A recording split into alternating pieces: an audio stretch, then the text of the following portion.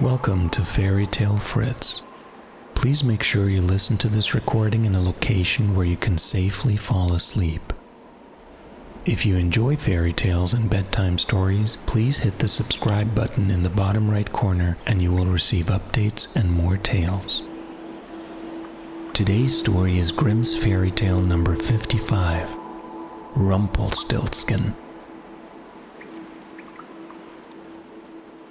Once upon a time there lived a miller who was very poor, but he had a beautiful daughter. Now one day he happened to talk to the king and said, "I have a daughter who knows the art of transforming straw into gold." So the king had the miller's daughter summoned to him right away, and he ordered her to spin all the straw in a room into gold in one night, and if she couldn't do this, she would die. Then she was locked in the room where she sat and wept.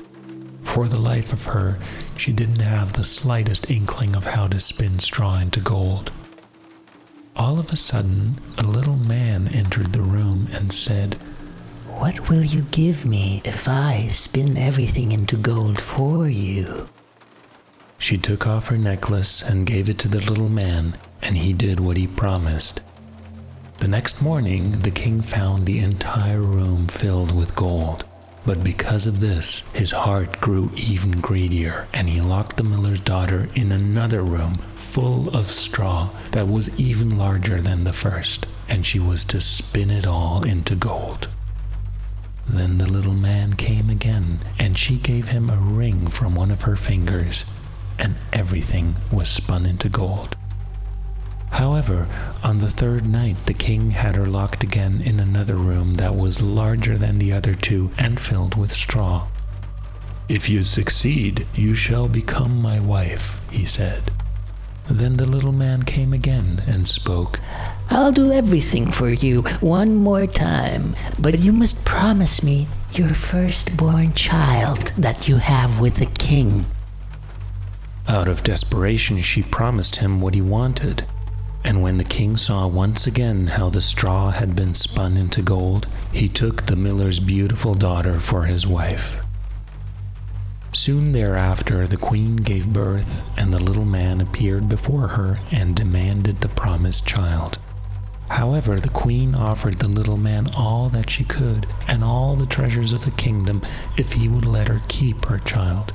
But it was all in vain.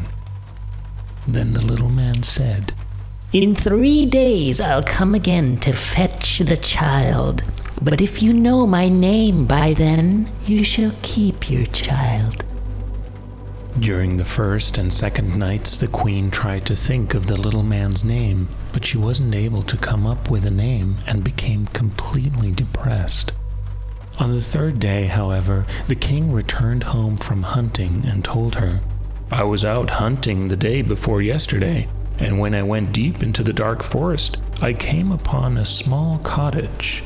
And in front of the cottage there was a ridiculous little man hopping around as if he had only one leg and screeching, 'Today I'll brew, tomorrow I'll bake. Soon I will have the queen's namesake.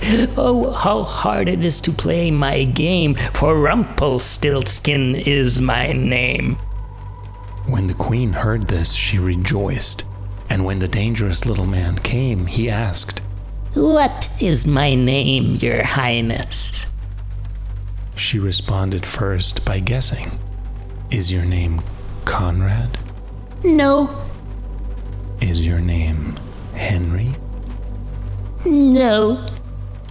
"Is your name perhaps Rumpelstiltskin?" "The devil told you that!" the little man screamed.